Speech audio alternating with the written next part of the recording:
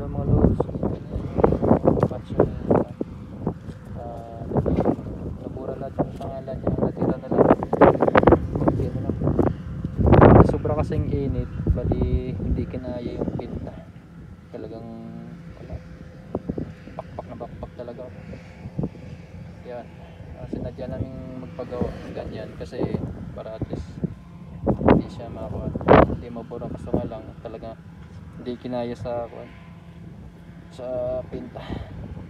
Talagang tanggal lahat. Kasi tingnan mo yung mga iba dito. Ayan, dami dito na yan. Ayan, mga ganyan. Yung nakalibing dyan, yung nakahilera dyan.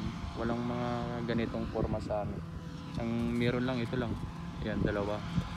The rest wala na. Ay doon, mabilang mo lang din ilan yung nakalagay na simento. Mostly dito mga bata, mga lode.